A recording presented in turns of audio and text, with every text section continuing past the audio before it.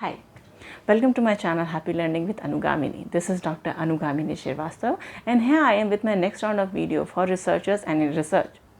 In my previous video, I talked to you about the literature review, writing introduction and how you can write abstract.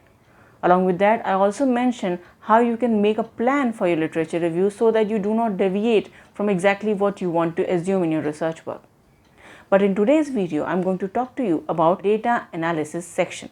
Yes, data analysis is the most crucial aspect of doing a research work because everything is based on that particular data set. So whatever your data set says, it's something which will either prove your assumption or disprove your assumption. So data holds a very crucial point in your research work and you cannot just neglect that perspective. So you need to be very much cautious while doing that. So now how you can be cautious? There are two ways. First one is maintain the accuracy level of your data set. How you can maintain the accuracy level of your data set? By maintaining the unbiased nature of yours. Yes, as a researcher, you need to be unbiased while collecting the data, while approaching the respondents, while entering the data. You need to be literally very much cautious and very much careful while entering that data set. And at the same time, you need to be cautious while entering it and while coding and decoding it, because it is going to guide you what method you are going to utilize for your analysis and how it will impact the final findings. The second thing is selection of appropriate analysis. I just mentioned that by ensuring the accuracy level of your data set, you will be in a better position to decide which statistical method will be more apt as per your data set and your hypothesis or propositions. Okay, so once you are clear with the accuracy level of your data, you can easily select the most apt method for your analysis. And when you select the most apt method for your statistical analysis, you are good to go with your further conclusions and inferences. Now, one second. By maintaining the accuracy level of the data set and choosing the best possible method for your analysis, you can easily maintain the integrity of your data set. But you cannot make inferences and conclusions in both the scenarios if you do not have the skills. So the next essential thing before the data analysis is that you should learn the skills to understand your data set, and that you can only do by gradually learning each and every method of data collection, each and every method of convincing the respondents to give complete responses, learning how you can analyze it, learning the differences between each and every statistical method or logical technique that you want to use. By learning all these kind of skills, you will be in a better position to make proper conclusion. Otherwise, even though you will have the numbers with you, you will not be in a good position to make proper inferences and conclusion and hence understand the generalizability of your findings. Many of the studies are affected by such absence of skills in researchers, and even though they collect their data set very properly and very accurately, they are not able to conclude it properly. And because they are not able to conclude it properly, they are not able to publish it in good journals. So, before doing the data analysis, maintain these three different perspective, or you may say the essential prerequisites of data analysis, so that you do your data analysis in the best possible manner. Now, let's shift how you can write it in your research paper. The first and the foremost thing while writing down data analysis section in your research paper is to understand your focus. Now, what I mean by focus, you can go to my referred previous video and understand how you can define the focus of a literature review, because that focus is something which will guide you to understand which statistical or logical technique will be most helpful to you in your research work.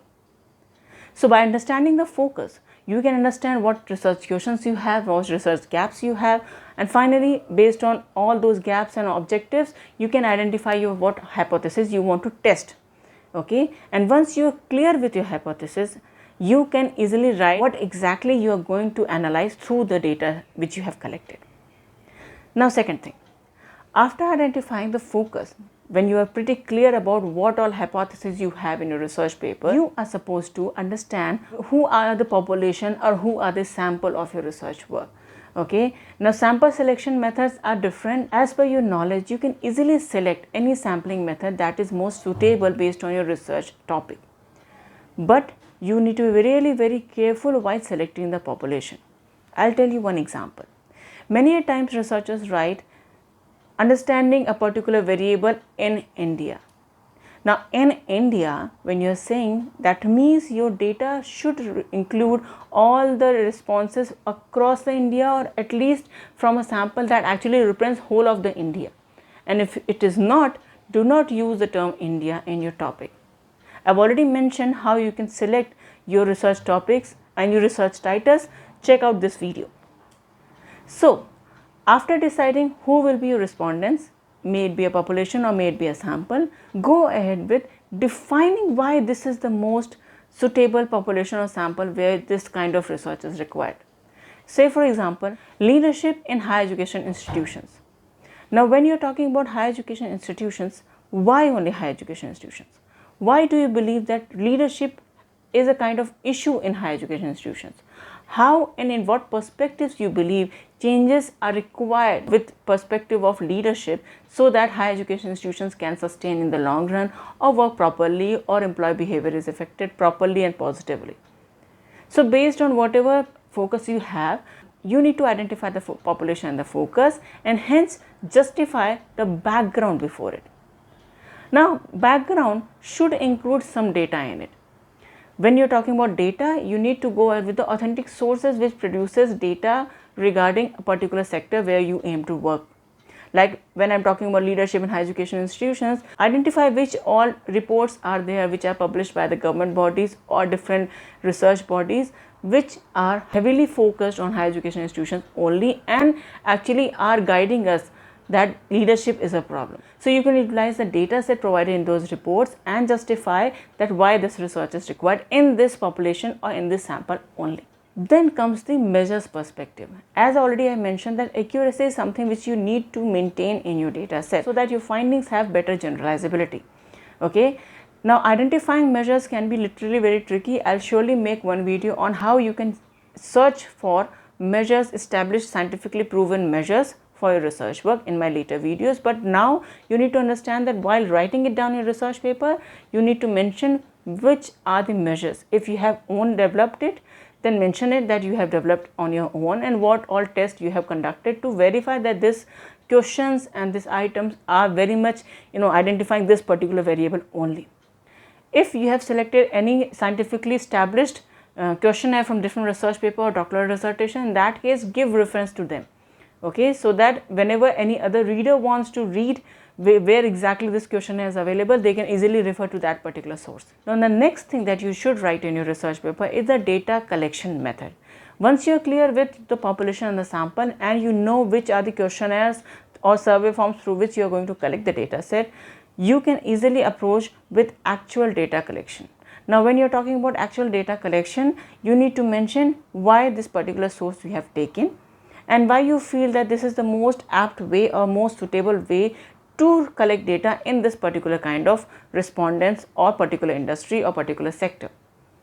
Reasoning is really important, because that only proves why and how perspective of your research paper. After defining which method you have taken for data collection, you need to mention which method you have selected for data screening. Yes, you cannot just go ahead with the data that you have collected primarily for the final analysis.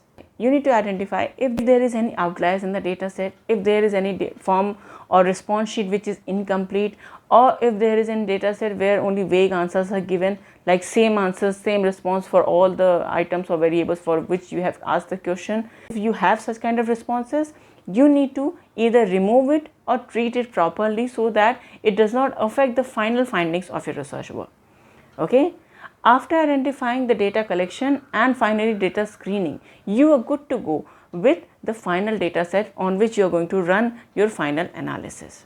Now here you need to mention the percentage. Now what percentage?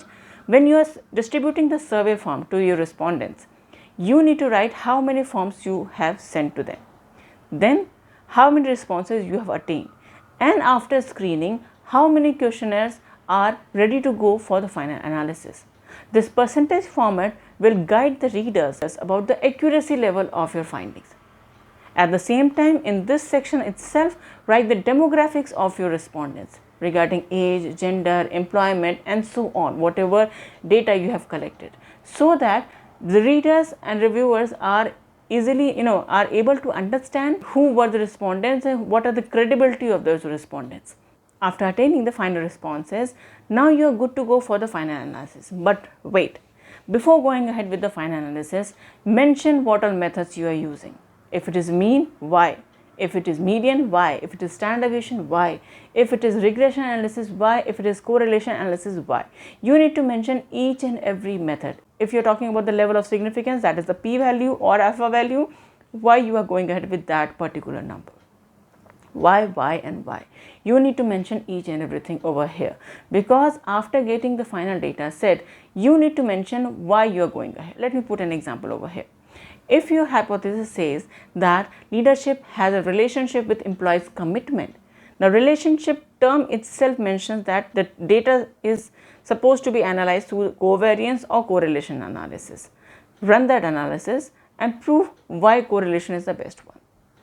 At the same time, if leadership predicts or has a positive effect on employee commitment, in that case run the regression analysis and prove why you have used the regression analysis. By segregating each and every statistical method and logical technique based on your hypothesis, it will clarify to you and your readers that why and how and in what perspective each and every method was utilized. By segregating this hypothesis, you will also be able to clearly mention which hypothesis will be accepted and which hypothesis will not be accepted. After writing this data analysis perspective and how and why perspective of each and every method that you are using, you are good to go towards your final findings. Now, when you are writing down your final findings in your research paper, consider a sample. Now, what sample? You can actually refer to the easiest research paper that you have come across using similar kind of statistical methods or logical technique. By reading those research paper, you will understand how you can write it the easiest manner, simplest manner, and that too including all the technical terms and terminologies. Samples actually guide you that what editors are looking forward to and how reviewers are reading it.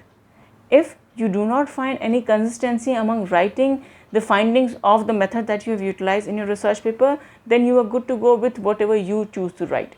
But if in case you have some standard way of writing it, summarized content or using the technical terminologies of that particular logical technique, then in that case you can easily understand how the author has written and you can just write and go ahead with that. So this is how you can write down the data analysis section in your research paper, starting from your focus to your final findings. Now 3 tips over here. Use simplest language to write your data analysis section. When you will use hi-fi and very complex technical terms, it is not easy for the lay person or upcoming researchers in the field to understand how and why you have utilized something in your data analysis. So use simpler sentences, short sentences, and use proper citations. Yes, whenever you are talking about a method that you are going to use and identifying that this is the limit beyond which a number should be, then in that case you need to mention the citation. That means which research paper or which research work you are referring to as guiding towards a threshold. By referring to a particular author or particular scientist in the field, you are justifying that you have maintained the standards of getting a number, and finally why you are saying so, that your hypothesis is accepted or not. So now these are the simple points that you can keep in your mind while writing the data analysis section in your research paper. Now one more thing over here. If you are feeling that you want to explain each and every finding of yours in the finding section only, then stop there itself, because when you are explaining more and more about your findings, that is something goes towards the discussion section of your research paper. So when you are talking about findings, what numbers you got and whether hypothesis is accepted or not, stop over there in the finding section. And when you try to explain what exactly your findings mean in general terms or in context in which the population sample from where you have taken the responses, in that case shift it towards the discussion section. By this segregation, you can not only save your words but also avoid repetition of material that you have written in your findings and discussion. I do believe that the content that I have shared with you for writing your data analysis section is going to help you a lot. If you have any questions regarding any other further perspective, feel free to communicate in the chat box. Along with that, if you feel the content of my channel relevant to you, do consider subscribing and sharing among those colleagues and friends whom you believe will be helped in some manner. Goodbye. We'll meet in the next video.